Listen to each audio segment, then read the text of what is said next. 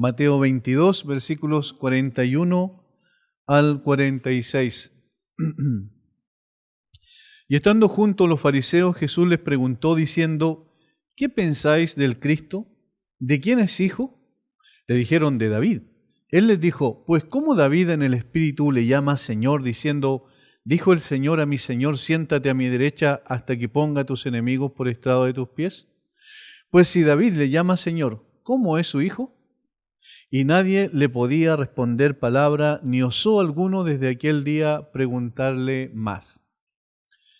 Esta pregunta es muy similar en un sentido, aunque la audiencia a la cual el Señor Jesucristo pregunta es distinta, pero en un sentido es similar a la que el Señor Jesucristo le hizo a sus discípulos en el capítulo 16 del mismo Evangelio de Mateo, versículos 13 y 14. ¿Recuerdan?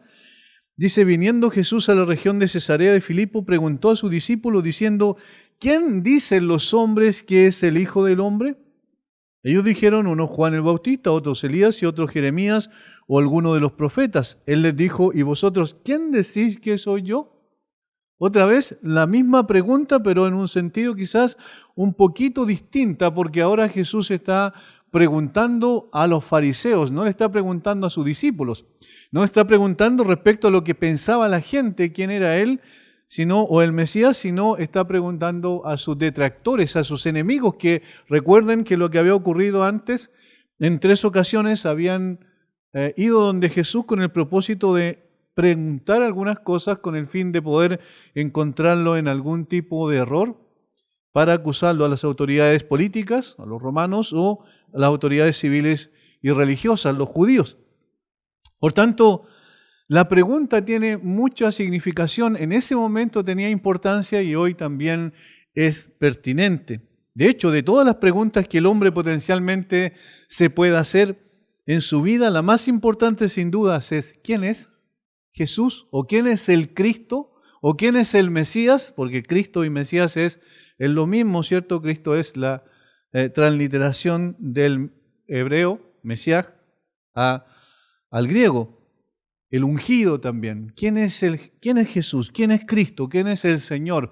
Ya que nosotros estamos hablando en un término más cristiano en este sentido.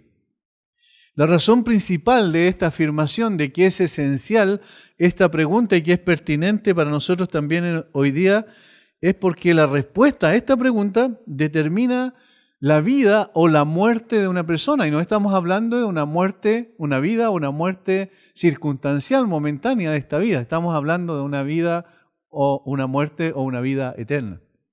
Por tanto, responder correctamente quién es Jesús es vital.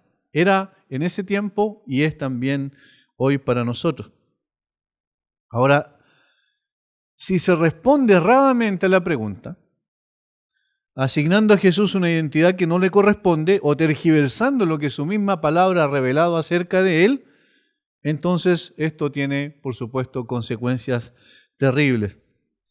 Los evangelios muestran que la opinión de la gente común, las multitudes en general, difería en cuanto a dar respuesta a esta importante pregunta, como leímos recién en el capítulo 16 del mismo evangelio.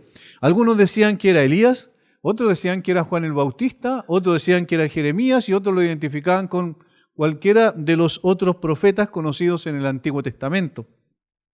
Por otra parte, los fariseos y escribas, acérrimos enemigos de Jesús, ya habían dado también su versión respecto a quién era Jesús, a su identidad, incluso a su origen.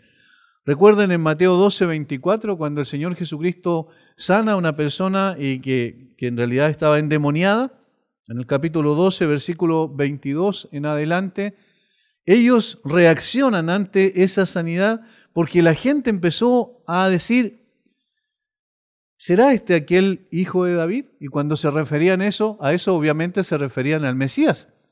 Y entonces los fariseos dicen que éste no echa fuera a los demonios sino por Belcebú, príncipe de los demonios. O sea, blasfeman contra el Señor Jesucristo al considerar que la gente estaba identificándolo aproximadamente en relación a su papel mesiánico.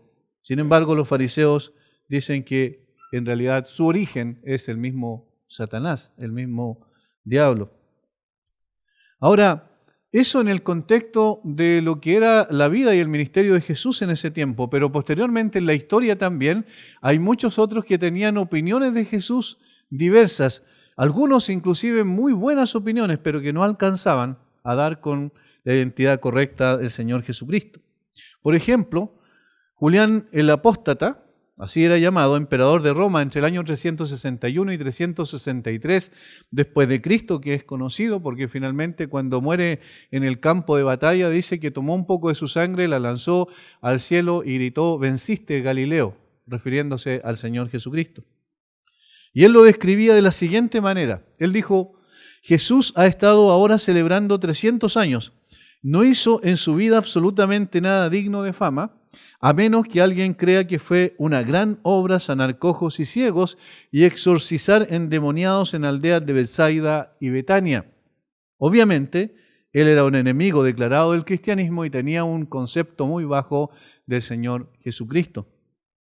Por el contrario, otros personajes más modernos, es decir, más adelante en la historia, han descrito a Jesús con palabras muy elogiosas. Tal es el caso de Juan Jacobo Rousseau, el filósofo francés, que escribió: «Cuando Platón describe a su hombre justo, imaginario, cargado con todos los castigos de la culpa, pero mereciendo las más altas recompensas de la virtud, describe exactamente el carácter de Jesucristo. La vida y la muerte de Jesús son las de un Dios», dice Jacobo Rousseau. No es que él era creyente, él de hecho era ateo, pero él está haciendo una afirmación respecto a cómo describen las Escrituras a Jesús, y él dice: lo más probable es que este hombre sí tenía virtudes que estaban más allá del promedio normal de un ser humano. Otros lo han elevado como el hombre más virtuoso que ha pisado la tierra. De esta manera escribía el novelista inglés H.G. Wells: «Cuando me han preguntado», dijo él, «qué ser humano individual ha dejado la impresión más permanente en el mundo, la actitud de quien pregunta casi trae la implicación de que se trata de Jesús de Nazaret. Estoy de acuerdo, Jesús está en el primer lugar». Esa es la impresión de la gente en la historia, es decir, todos consideraban a Jesús como una persona que estaba más allá del promedio de un ser humano normal, como alguien digno de imitar, probablemente desde el punto de vista moral, de sus enseñanzas, como un gran maestro, como un virtuoso en el sentido ético también, en cuanto a lo que él enseñó. Muchos en el día de hoy creen que Jesús fue el fundador del cristianismo, o un gran maestro de moral, el primer ser creado, según algunas sectas, ¿cierto? Como los Testigos de Jehová, por ejemplo, y otras sectas creen eso del Señor Jesucristo. Pero ninguno llega a describir correctamente a Jesús, es decir, ninguno de estos que hemos mencionado ha dado en el blanco para saber quién es el Señor Jesucristo.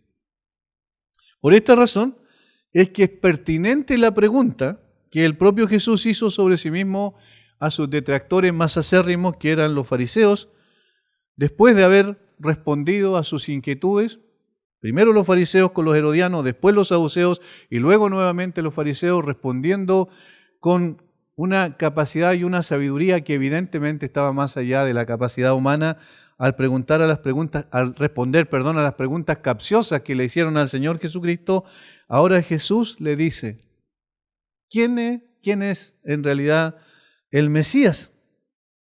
Y de esa manera, entonces los deja entre la espada y la pared, porque ellos tienen que responder, sin embargo, saben que la respuesta no alcanza a dar con lo que Jesús quería descubrir respecto a la visión que tenían estas personas de Él. Podríamos decir que el Señor Jesucristo aquí le hace la pregunta no con el fin de poder casarlos en algún tipo de error doctrinal, sino que quiere Él llevarles a la reflexión para que pudiesen también darse cuenta que el que estaba delante de ellos era precisamente el Mesías. Jesús podía haber dicho abiertamente: yo soy el Mesías. A ellos no lo dijo abiertamente, pero todos los indicios daban para que pudiesen llegar a esa conclusión. De hecho, en la Biblia y en los Evangelios nosotros tenemos a dos personas nada más a las cuales el Señor abiertamente se declaró como el Mesías. La primera fue una mujer, la mujer samaritana en Juan capítulo 4, cuando le dice: el que habla contigo, Él es, refiriéndose al Mesías. Y luego también cuando al ciego de nacimiento en Juan capítulo 9 le dice que él es también el Cristo o el Mesías. Por tanto, a esas dos personas nada más el Señor se declara literalmente en forma directa siendo el Mesías, pero acá todas las consideraciones que la gente inclusive hacía y la forma en que lo recibieron cuando entró a Jerusalén ese domingo antes de la crucifixión, mostraban claramente que Jesús era efectivamente el Mesías. Pero ahora el Señor hace una pregunta muy, muy interesante y que nos ayuda a nosotros a poder otra vez entender bíblicamente quién es el Señor Jesucristo a través de lo que Él mismo dice de sí mismo, interpretando el Antiguo Testamento. Versículo 41. Dice, y estando juntos los fariseos, Jesús les preguntó, estando juntos, estando reunidos para ver de qué otra manera podían maquinar, ¿cierto?, alguna otra estrategia con el fin de poder hacer caer al Señor Jesucristo. Y estando juntos los fariseos, Jesús les dijo, o les preguntó diciendo, ¿qué pensáis del Cristo? Y inmediatamente le hace otra pregunta, ¿de quién es hijo? ¿Qué pensáis del Cristo? ¿De quién es hijo? Y esto es lo primero que nosotros vemos aquí. Esta es la pregunta crucial. ¿Quién es el Cristo? ¿De quién es hijo? Le dice como para poder guiar un poquito la respuesta, porque la pregunta era muy sencilla desde el punto de vista del conocimiento que tenían los judíos en ese tiempo. ¿Por qué era sencilla? Porque obviamente todos sabían que Jesús, o mejor dicho, el Mesías, quiero decir, tenía que ser descendiente de David, porque las Escrituras lo habían así declarado.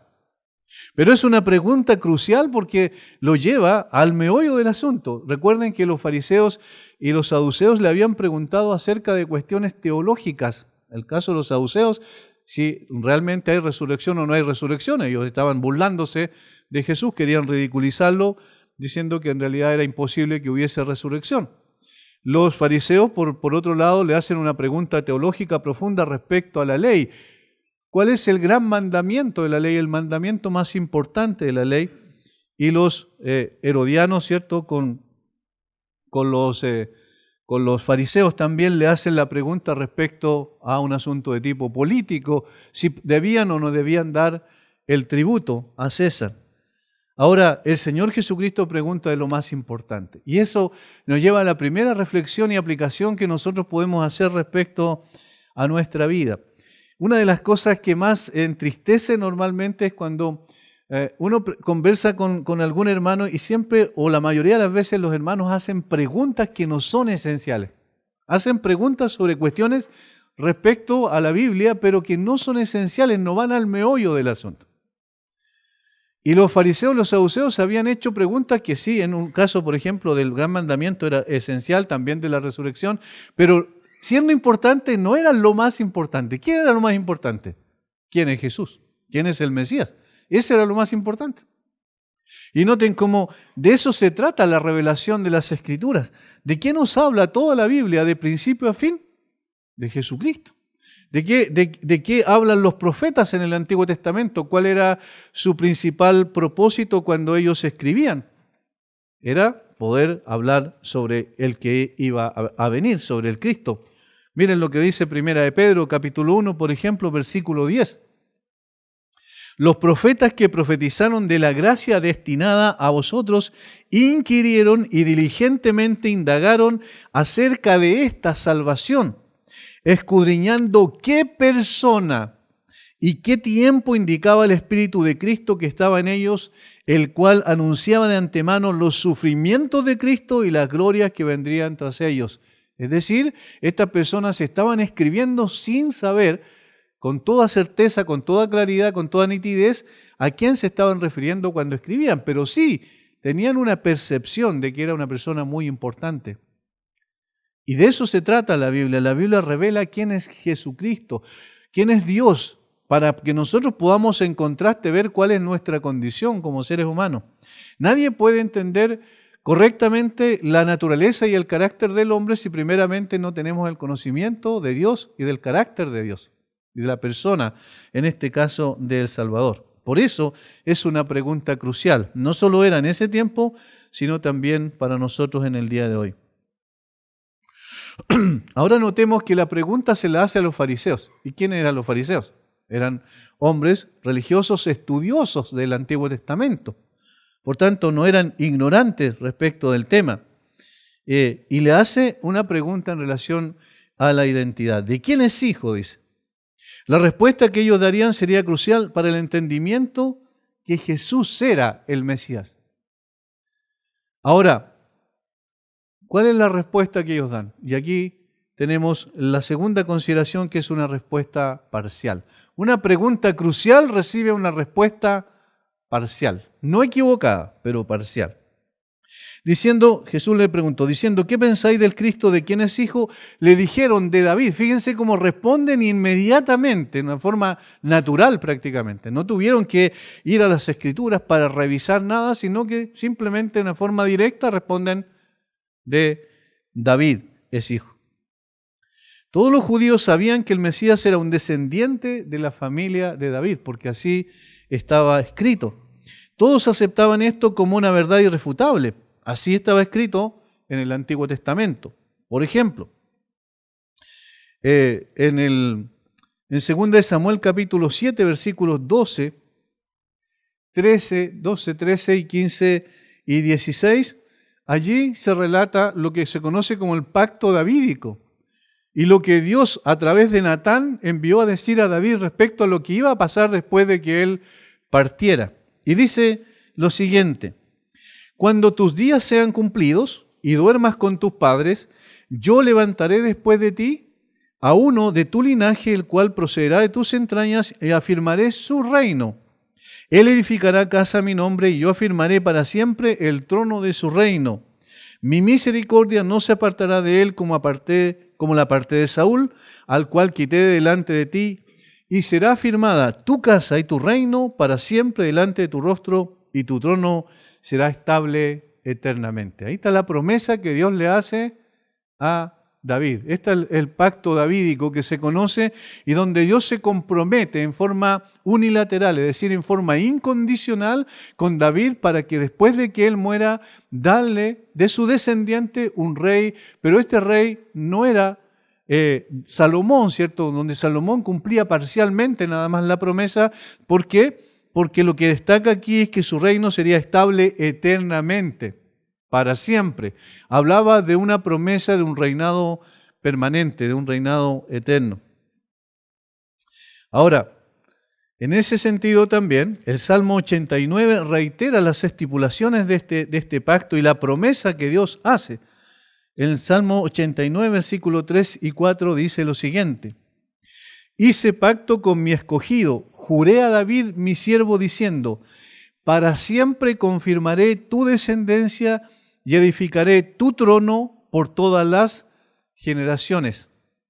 Luego, en el versículo 34 al 37, nuevamente vuelve a reiterar el mismo concepto. No olvidaré mi pacto, ni mudaré lo que ha salido de mis labios. Una vez he jurado por mi santidad y no mentiré a David. Su descendencia será para siempre y su trono como el sol delante de mí.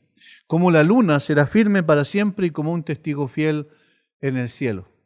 ¿Lo notan? Es decir, el Mesías iba a ser un descendiente de David, iba a ser uno que iba a ocupar el trono de David, iba a ser uno que iba a gobernar como un descendiente del rey David. De tal manera que, como se le conocía en términos de un hebraísmo que usaban los judíos, era hijo de David.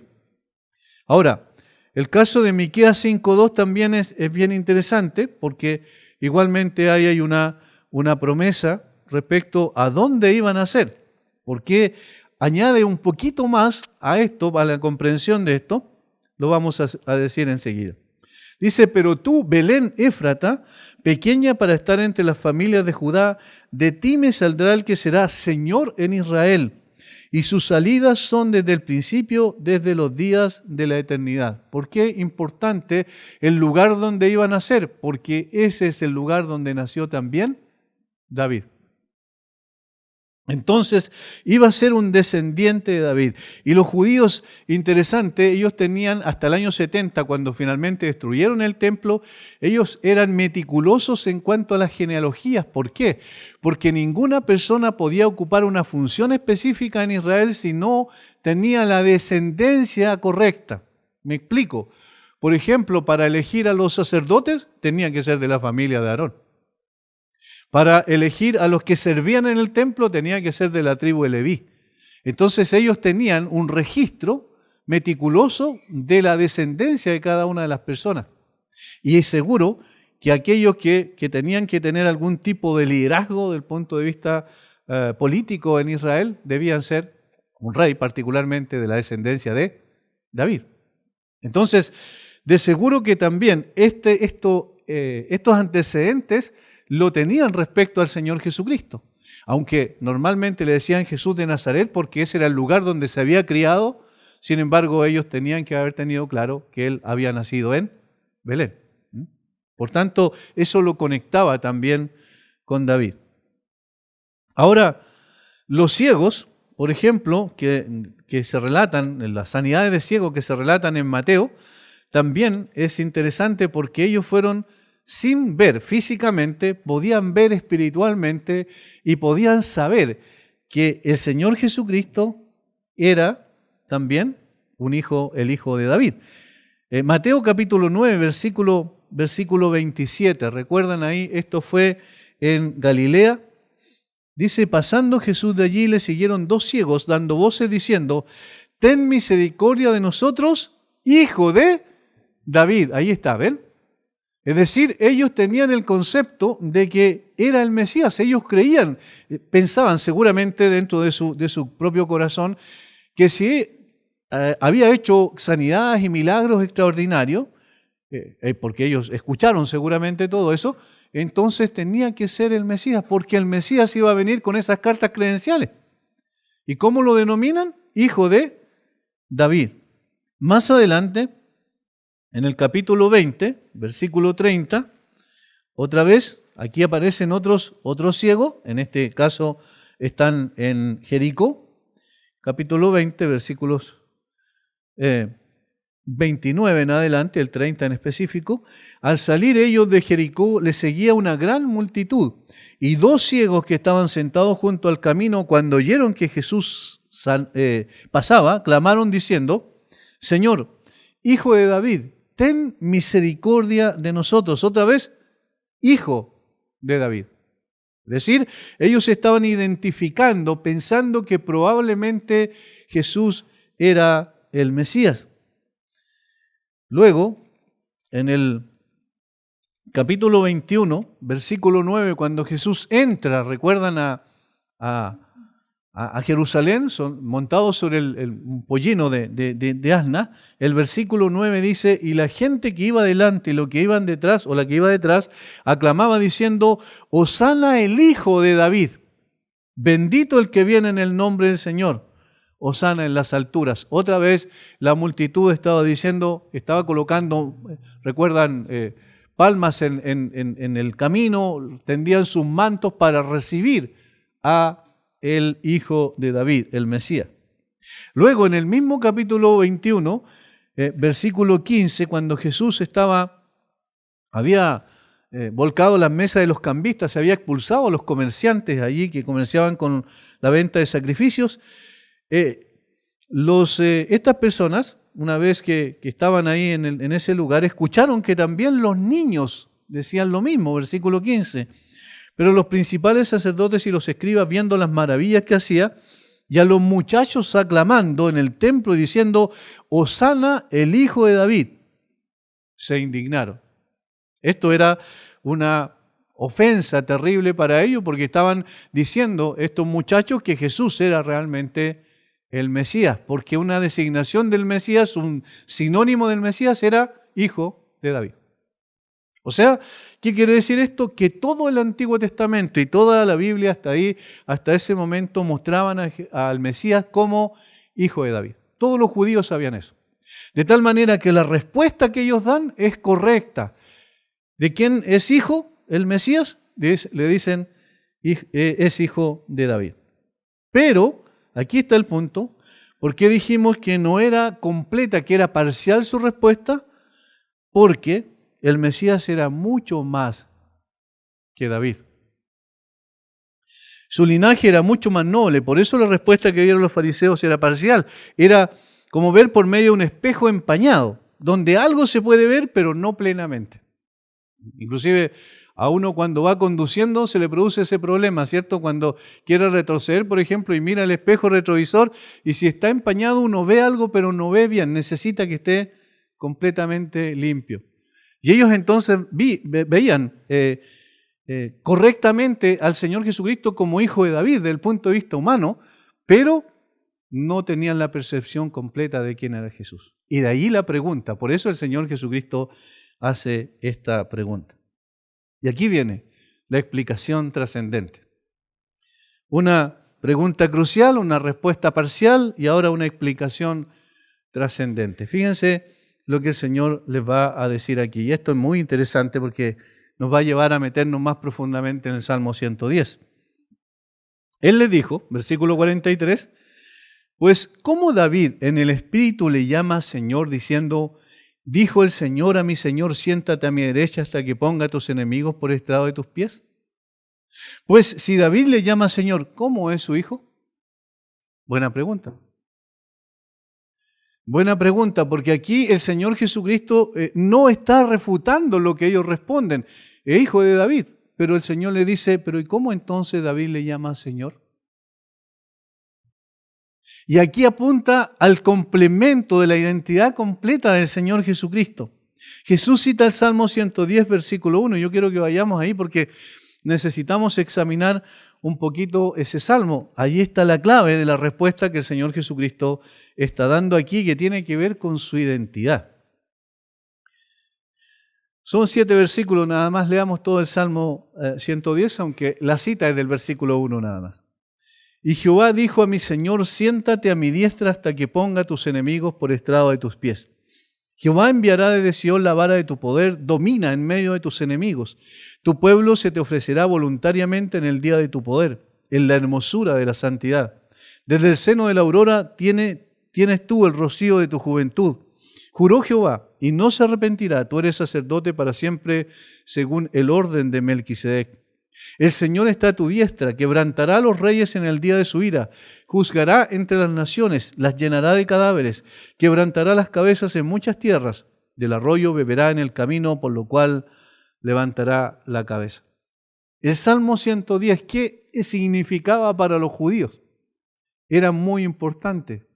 El Salmo 110 era considerado por los judíos como evidentemente mesiánico. Es decir, ellos no cuestionaban en absoluto que el Salmo 110 estaba hablando del Mesías. Y por eso entonces Jesús toma este salmo y lo aplica a la respuesta respecto a quién era el Mesías. ¿Quién era realmente aquel que Dios había prometido? Y aquí está diciendo que es más que un simple hombre. Este salmo tenía la aceptación y el reconocimiento, como dije, de los judíos en general y también de que David era su autor humano. ¿Por qué mencionó esto? Porque la crítica, la alta crítica, como se llamó, que en el siglo XIX, particularmente en Alemania, se desarrolló muy fuerte en contra de la inerrancia y la infalibilidad de la Biblia, ellos empezaron a cuestionar el Salmo 110, por ejemplo, diciendo que no era un salmo de David, que la persona que escribió en realidad se refería al tiempo de David, pero no era un salmo de David, que no hablaba del Mesías y una serie de cuestionamientos. Pero el Señor Jesucristo cita directamente el Salmo 110 y dice que David lo escribió. Es decir, contra toda esa especulación teológica que hicieron, rebuscada para tratar de desvirtuar este salmo, en realidad Jesús está diciendo David fue el que lo escribió. Ahora, notemos lo que el Señor dice respecto a este salmo. Volvemos después, ahí ténganlo presente el Salmo 110 para volver nuevamente a él. Pero Él les dijo, Jesús, pues como David, ¿ven? David es el autor humano. Y aquí hay otra cosa interesante. David estaba no diciendo lo que a él se le ocurría decir, no lo que él quería escribir, sino que David estaba escribiendo por el Espíritu Santo. El Espíritu Santo era el autor. Entonces Jesús todavía afirma mucho más el argumento. Aunque los judíos respetaban que el Salmo 110 era un salmo mesiánico y que efectivamente había sido escrito por David, Jesús lo afirma todavía más porque dice, David no habló por su cuenta. En realidad el Espíritu Santo usó a David para escribir este salmo. Y como dice alguien, seguramente David se rascaba la cabeza al escribir este salmo porque no entendía todas las implicancias que tenía y hacia dónde apuntaba, porque obviamente él estaba escribiendo siendo guiado por el Espíritu Santo. De tal manera entonces que el salmo era de origen divino. En Marcos capítulo 12, versículo 36, Marco es mucho más claro al respecto, al relatar el mismo incidente.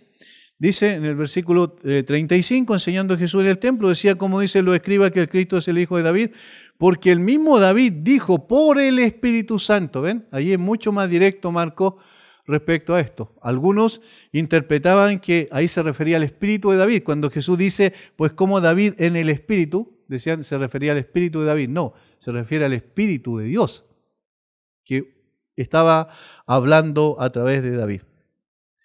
Por tanto, la primera consideración que necesitamos hacer es que era un salmo aceptado por los judíos absolutamente de que era de David, el autor humano. Segundo, era un salmo que hablaba sobre el Mesías, era un salmo evidentemente mesiánico, todos lo aceptaban así.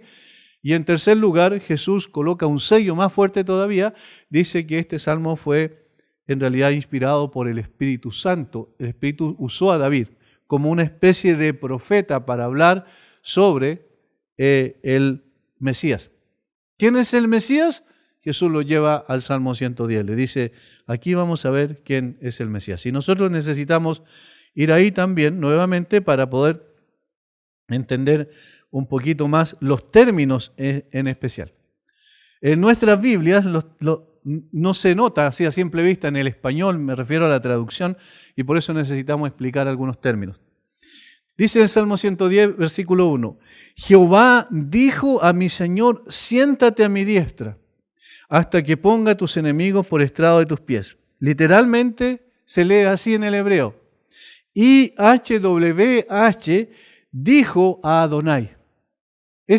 Así se lee en el hebreo. IHY, ¿cierto? HWH dijo a Adonai. ¿Por qué es importante hacer esta clarificación? Porque IHWH era el santo tetragramatón que le llamaban los judíos, que era el nombre del Dios del pacto, es decir, del Dios verdadero, del Dios que se revela en el Antiguo Testamento. Este mismo nombre aparece en la zarza ardiente, ¿cierto? Cuando el Señor llama a Moisés y le dice que vaya a liberar a su pueblo de Egipto, a sacar a su pueblo de Egipto, y Moisés le pregunta, y si me dicen quién te envió, ¿qué le diré? Y Dios le dice, dile así, yo soy el que soy, me envió a vosotros. Y ahí está IHWH, que era el nombre del Dios verdadero, del Dios del pacto. Ahora, este nombre era tan sagrado que después los judíos cuando aparecía eso, empezaron a usar más el nombre Adonai, porque no querían tomar en vano el nombre de Dios. Recuerden el mandamiento que dice claramente eso. Entonces ellos, para no caer en eso, utilizaron el nombre Adonai. IHWH, algunas Biblias traducen Yahvé. Por ejemplo, las Biblias católicas las traducciones católicas Yahvé. Y otros, como nuestra Reina Valera, traduce Jehová. La Biblia de las Américas, por ejemplo, traduce Señor. Y dijo el Señor a mi Señor. Pero allí se pierde mucho más todavía. ¿Se fijan? El concepto correcto. ¿Por qué es importante esto? Porque lo que estaba escuchando David, en un sentido, cuando él está escribiendo eso, lo que estaba describiendo era una conversación intratrinitaria. Era una conversación entre el Padre y el Hijo. Yahvé le dice a Adonai. Y resulta que los judíos usaban a Adonai para describir a Yahvé. ¿Y qué es lo que significa Adonai? Adonai significa Señor, amo, dueño, soberano. Eso significa. Entonces, lo que estaba diciendo, miren, el Dios del pacto, el Dios verdadero, IHWH, Él está conversando con el Mesías que era Adonai. Y miren lo que dice David. Dijo, o IHWH, ¿cierto? Yahvé dijo a mi Señor, dice David.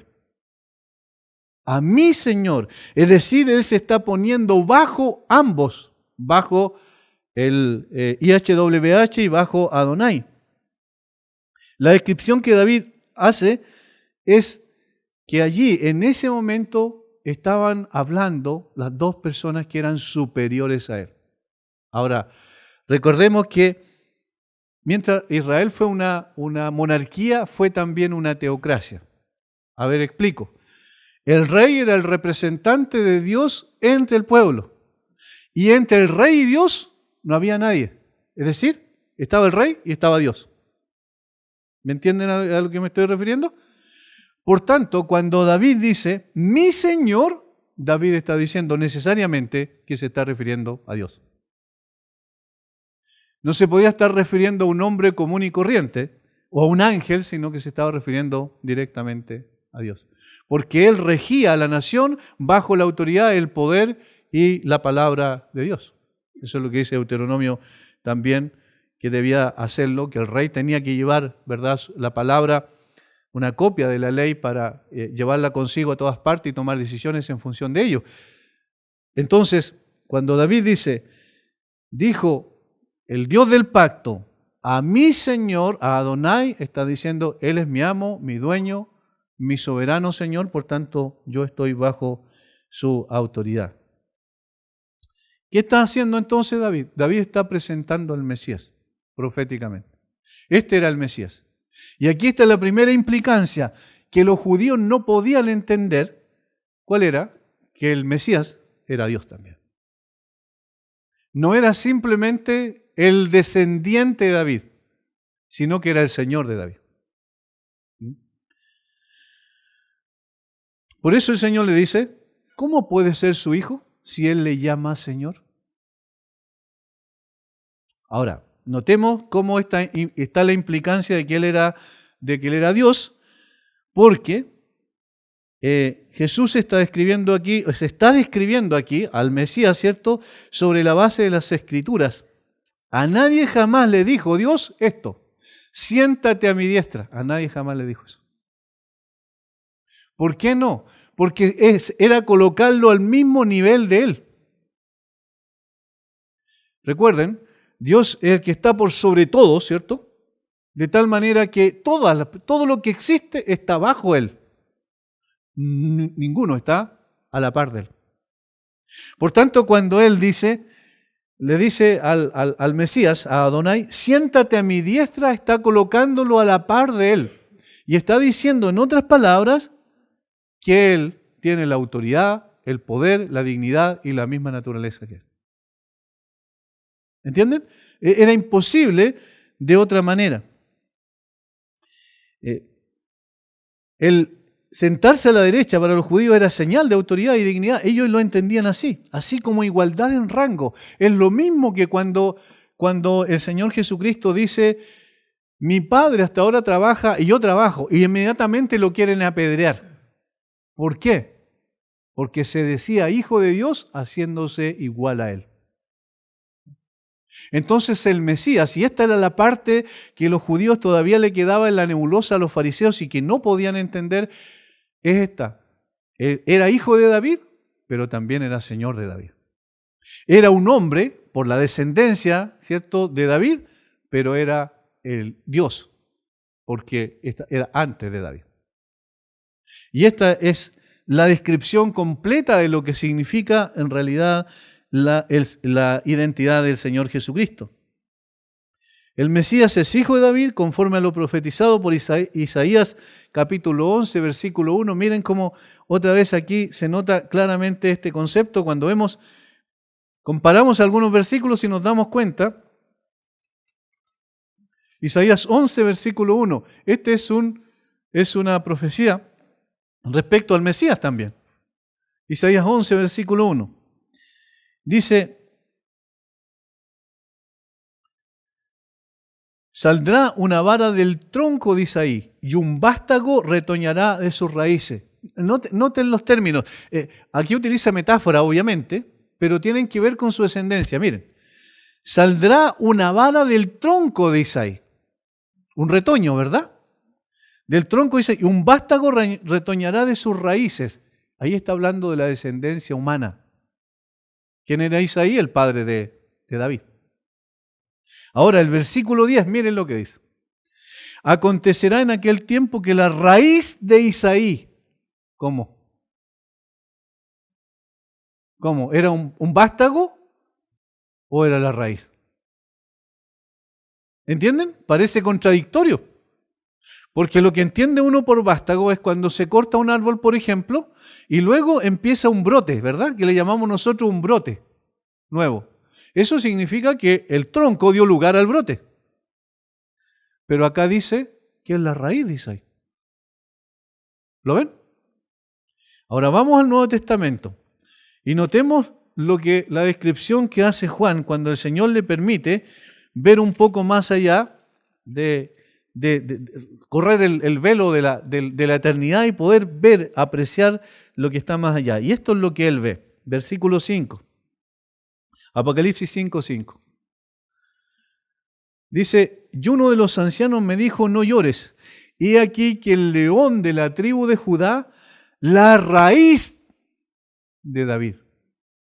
La raíz de David. Pero ¿cómo si es hijo de David? Pero al mismo tiempo es la raíz de David. ¿Notan los dos conceptos allí? En primer lugar, es un descendiente de David desde el punto de vista humano, pero es el que da lugar a la existencia de David. Ahora, Apocalipsis 22. Miren cómo aquí en un solo versículo, ya terminando prácticamente la Biblia y el Apocalipsis, en el versículo 16 habla Jesús. Dice que Él fue el que le reveló todo a Juan a través de su ángel. Versículo 16. Dice, yo, Jesús, he enviado mi ángel para daros testimonio de estas cosas en las iglesias. Yo soy la raíz y el linaje de David. ¿Ven la frase? Ahí está completa. Yo soy la raíz y el linaje de David. O sea, yo soy aquel que dio origen a David y soy el que desciendo de David. Entonces, aquí está la respuesta. Los judíos no pudieron contestar nada cuando el Señor Jesucristo les preguntó después. Se quedaron callados, dice el texto, porque ellos porque no entendían esto. Cuando el Señor Jesucristo les dejó muy claro esto, seguro lo entendieron, pero no quisieron aceptarlo. Había una dureza tremenda en sus corazones y no querían aceptar la realidad de que Jesús era efectivamente el Mesías. Inclusive es interesante que Mateo, cuando inicia su evangelio, ¿recuerdan lo que dice? Libro de la genealogía de Jesús, hijo de Abraham, hijo de David. Entonces, aquí está el punto. La naturaleza humana del Señor Jesucristo es descendencia de David, pero su naturaleza divina es antes de David. Y fue el que dio origen a David y a todas las cosas que existen. Y entonces aquí el Señor eleva mucho más todavía el concepto correcto del Mesías. ¿Quién es Cristo? Es evidentemente Dios. Y aquí es donde está una cosa importante. Alguien me preguntó un día, si alguien no cree en la Trinidad, ¿puede ser creyente? No puede ser creyente. Bíblicamente. ¿Por qué no? Porque tiene que saber, tiene que creer que Jesús es Dios. Si alguien no cree que Jesús es Dios, entonces no puede ser creyente. Está creyendo en una figura que él mismo se ha formado, pero no en la realidad del Mesías que la Biblia presenta. Y recuerden que el Mesías es el que vino a buscar y a salvar lo que se había perdido. Entonces también se derrumba el concepto de salvación.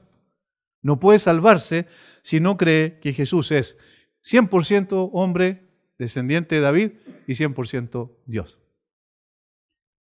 Incluso el profeta Isaías también, cuando habla de que el Señor que iba a nacer en esta tierra, que iba en realidad a reinar y a gobernar con poder y autoridad, él dice, porque un niño nos es nacido, hijo nos es dado.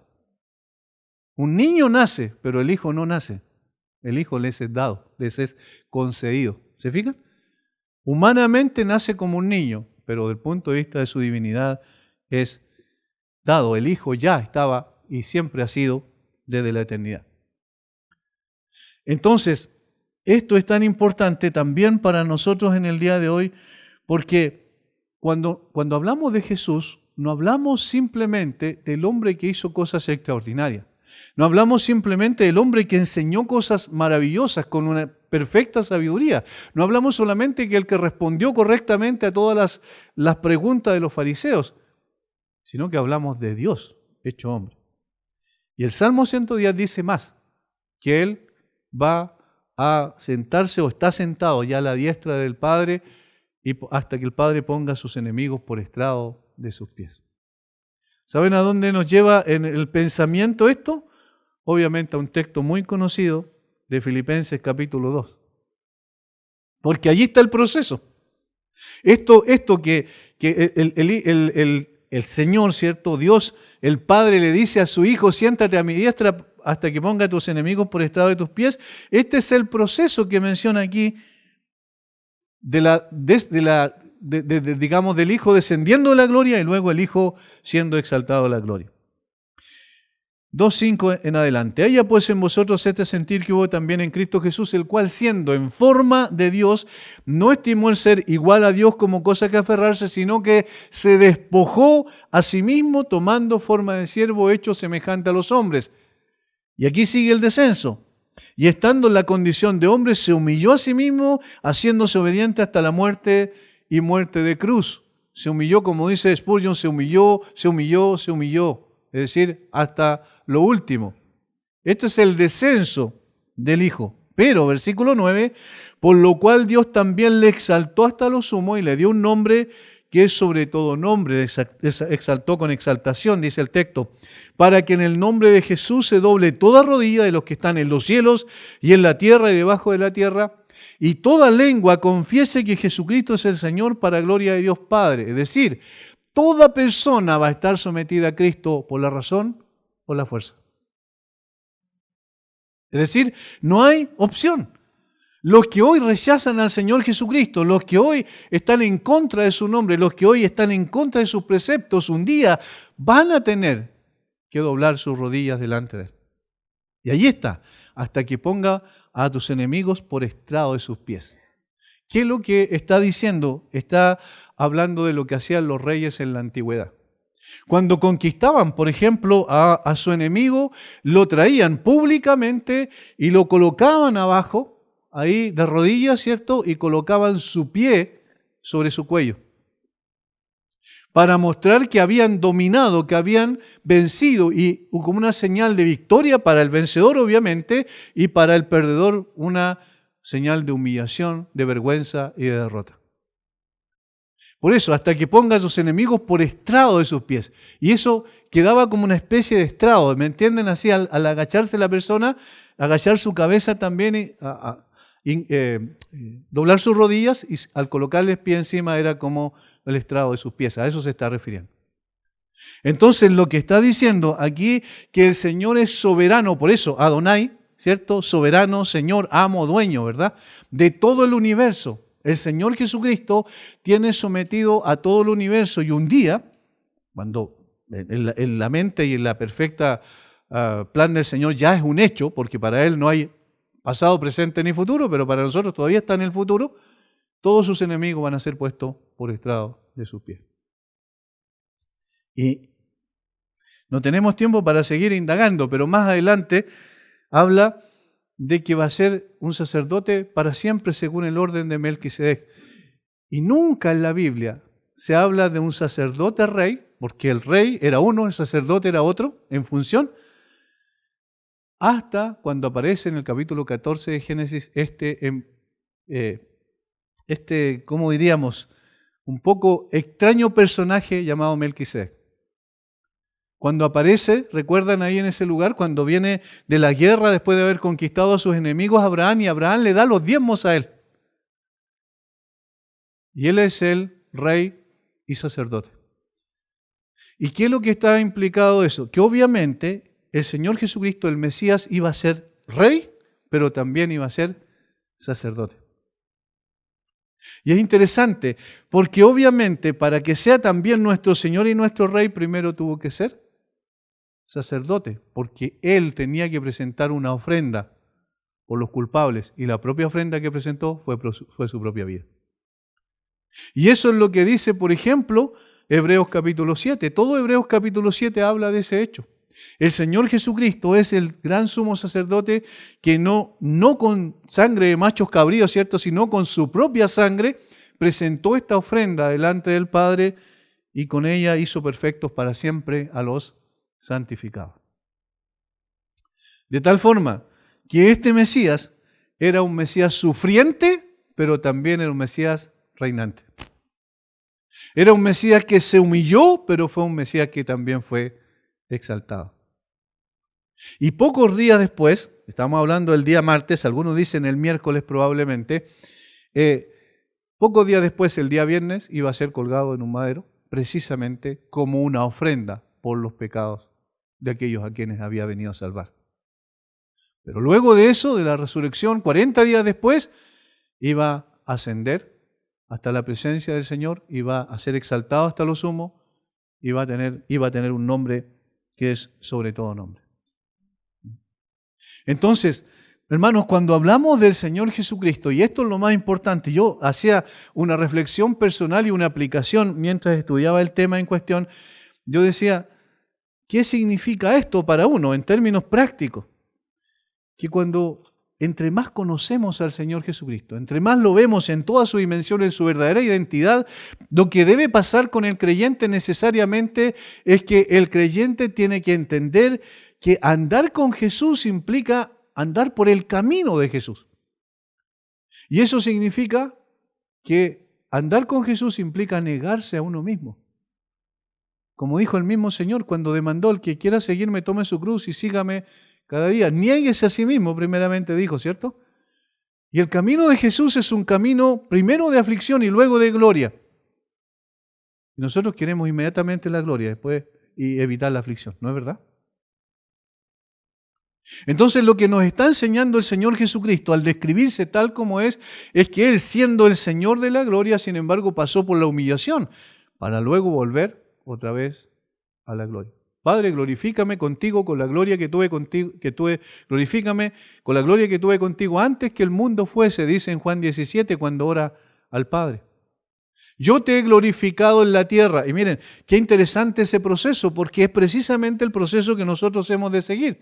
Nosotros debemos también, y esperamos un día decirle al Señor: Padre, yo te he glorificado en la tierra. Glorifícame también, tú ahora. Lamentablemente nosotros queremos las cosas fáciles. Estamos en un mundo que queremos evitar a toda costa el dolor, la aflicción, los problemas, y queremos solo satisfacción.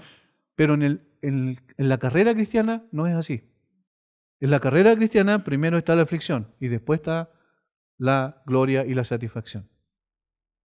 El Señor Jesucristo se está describiendo a sí mismo como aquel que es hombre, como aquel que es Dios 100%, pero que siendo Dios pasó por la humillación más grande que un hombre pudo pasar, incluso por la humillación más grande que el Hijo eterno de Dios pudo pasar al venir a esta tierra. De tal manera que conocer al Señor Jesucristo implica también un desafío. No solo beneficios, porque obviamente el beneficio más glorioso es que Él vino a buscarnos y a salvarnos a todos aquellos que habíamos sido escogidos antes de la fundación del mundo, con su perfecta ofrenda, nos hizo perfectos para siempre y nos vendrá nuevamente por nosotros, pero también hay un desafío, y el desafío es reflejar a ese Jesús hoy, ahora, en este tiempo. Y para reflejar a ese Jesús hoy debemos olvidarnos de nosotros mismos, y ahí hay un grave problema en nosotros. No queremos olvidarnos de nosotros mismos. No queremos renunciar a nuestros propósitos. De hecho, nosotros muchas veces pensamos que con lo que nosotros hacemos, nosotros vamos a alcanzar ciertos objetivos aquí en la tierra a través de nuestras fuerzas, de nuestras capacidades, y no es así. Necesitamos entender que Dios es el dueño de la obra. Necesitamos entender que Él edifica su iglesia a través de su palabra y nosotros simplemente somos instrumentos y muchas veces espectadores de lo que el Señor hace a través de su poder, de su amor, de su misericordia. Sigue salvando en el día de hoy a través de personas imperfectas, pero nosotros necesitamos ir negándonos cada vez a nosotros mismos. ¿Cómo interpretaba Pablo la cruz de Cristo? Dice, en la cruz de Cristo el mundo me ha crucificado a mí y yo al mundo. Pero lo que uno ve en la práctica no es eso. No estamos hablando del cristianismo actual, ¿verdad? Porque eso nos corresponde a nosotros, aplicarlo a lo que está pasando en el día de hoy con nosotros. Nosotros vivimos, lamentablemente, tratando de tener a alguien que nos ayude en nuestros planes y propósitos. Y no muriendo a nuestros planes y propósitos para que el Señor pueda ejecutar los suyos. Sabemos que los nuestros han sido fracasos todo el tiempo, pero a veces seguimos insistiendo, tratando de agradar a Dios con nuestros propios esfuerzos sin considerar que Dios solamente se agrada de su Hijo y en Él nosotros somos agradables delante del Padre. Jesús dijo que era hijo de David, pero que era también la raíz de David, es decir, el origen. Por tanto, Dios y hombre 100%. Y cuando termina el párrafo dice, y nadie le podía responder palabra, ni osó alguno desde aquel día preguntarle más. Termino con esta pregunta, ¿qué vamos a hacer con este conocimiento que tenemos del Señor Jesucristo? Nos hemos pasado más de 3 años hablando solo de Cristo porque el Evangelio es una descripción, es una biografía de Él. ¿Qué vamos a hacer? ¿Qué estamos haciendo? ¿Hay un cambio en nosotros en la medida en que vamos conociendo más al Señor Jesucristo? ¿Hay un cambio en nuestro carácter? ¿Hay un cambio en la forma en que procedemos? ¿Hay un cambio en la forma en que respetamos también a los demás? ¿Hay una transformación en cuanto a cómo ordenamos nuestra vida? ¿Hay negación en nosotros? Todas estas preguntas son preguntas de aplicación. Necesitamos vernos a la luz de la persona del Señor Jesucristo. ¿Quién es Jesús para nosotros? Esa es la pregunta. ¿Quién es Jesús para nosotros? La Biblia es clara, no necesitamos especular al respecto. El punto es si estamos viviendo a la altura de ese Señor que las Escrituras describen. Eso es lo que necesitamos revisar. Nuestras motivaciones, nuestras intenciones, no solo las acciones externas que hacemos, sino cuál es la motivación con la cual lo estamos haciendo. Vamos a orar un momento, vamos a dar gracias al Señor, pero también pedir que Él nos desafía a cambios, nos desafía a tomar decisiones importantes en el día de hoy para poder reflejar mucho más su carácter, su verdadera identidad, en medio de un mundo confuso como el que vivimos. Padre, gracias por tu palabra, gracias por no solo darnos a Jesús, Señor, sino también describirnos a través de sus propias palabras, el mismo Señor, ¿quién es Jesús? La verdad es que quizás nosotros muchas veces, Señor, distorsionamos el concepto por nuestra apreciación tan humana, tan terrenal. Necesitamos que tú nos ayudes a poder vivir a la altura de ese Señor que tenemos. No se trata meramente del fundador de un sistema religioso, se trata del Hijo eterno de Dios. Se trata de quien no tiene principio ni fin. Se trata de aquel que se humilló a sí mismo viniendo a morir en la cruz por nosotros, como sacerdote ofreció su propia vida, derramando su sangre en la cruz para luego también ser exaltado y llegar a ser quien tu palabra describe, el Señor de señores y Rey de reyes. Danos de tu gracia para vivir conforme a ese Señor, que reflejemos al Cristo de las Escrituras y no al que muchas veces nosotros tenemos, Señor, en una apreciación todavía nebulosa como la tenían los judíos. Los judíos creían que el Mesías era descendiente de David, pero nada más. Jesús tuvo que decirle que el Mesías era también Dios hecho hombre.